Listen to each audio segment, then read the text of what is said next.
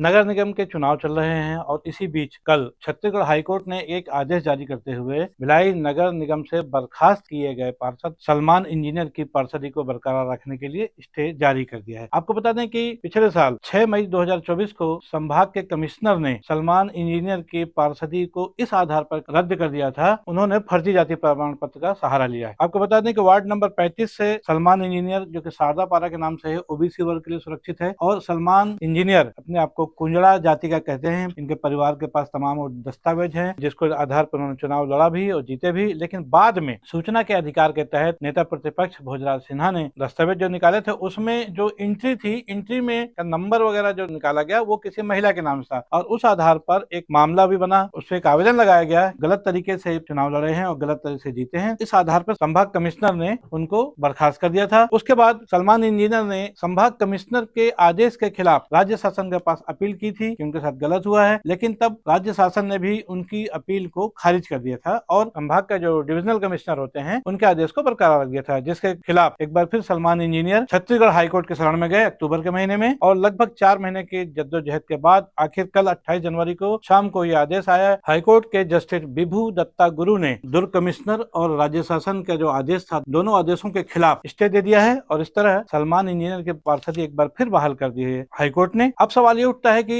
नगर निगम के उपचुनाव हो रहे हैं, ऐसा ही एक मामला वार्ड नंबर 24 हाईसुंग बोर्ड में भी हुआ था, जहां पर नीतीश यादव कांग्रेस के प्रत्याशी जीते थे, उनके खिलाफ भी जाति प्रमाण पत्र का ही मामला आया था, उनकी भी सदस्यता पार्षदी खत्म कर दी गई थी। आज की तारीख में दोनों ही क्षेत्रों में, मतलब वार्ड नंबर 24 जहां से नीतीश यादव कांग्रेस के जीते थे और वार्ड नंबर 35 जहां से सलमान इंजीनियर जीते थे, दोनों ही वार्डों में उपचुनाव की प्रक्रिया शुरू हो चुकी है। कल 28 जनवरी को नामांकन की प्रक्रिया भी पूरी हो चुकी है और कल 28 तारीख को ही वार्ड नंबर 35 के सलमान इंजीनियर के मामले में हाईकोर्ट ने स्टे दे दिया है। इसलिए अब सवाल यह है कि इन दोनों वार्डों में क्या होगा। वार्ड नंबर 24 की स्थिति तो क्लियर है कि वहां पर चूंकि कांग्रेस प्रत्याशी नीतीश यादव को हाईकोर्ट से या कहीं से कोई स्टे नहीं मिला है, इसलिए तो वहां चुनाव का रास्ता साफ है। लेकिन वार्ड नंबर 35 में निसंदेह जो है एक बार फिर तकनीकी चीजें दिक्कतें आएंगी, क्योंकि नामांकन हो चुका है और चुनाव 11 फरवरी को होना है, जिसका रिजल्ट 15 फरवरी को आएगा। ऐसे समय में देखना है कि जिला निर्वाचन अधिकारी इस संदर्भ में क्या फैसला लेते हैं, क्योंकि यदि वहां चुनाव होता है और यदि वहां पर दूसरा कोई पार्षद जीतता है, नामांकन की प्रक्रिया चूंकि वार्ड नंबर 35 में भी पूरी हो चुकी है, 24 में भी हो चुकी है। वार्ड नंबर 24 में भारतीय जनता पार्टी ने प्रदीप सेन को उम्मीदवार बनाया है, जबकि वहां उनके मुकाबले कांग्रेस ने दानवीर देवांगन को प्रत्याशी बनाया है। वहीं दूसरी तरफ वार्ड नंबर 35 में, जो कि शारदा पारा सलमान इंजीनियर का वार्ड है, वहां से कांग्रेस ने मनोज सिन्हा को टिकट दी है, तो भारतीय जनता पार्टी ने चंदन यादव को मैदान में उतारा है। अब सभी प्रत्याशियों ने दोनों वार्डों में नामांकन फाइल कर दिया है। शारदा पारा में सलमान इंजीनियर को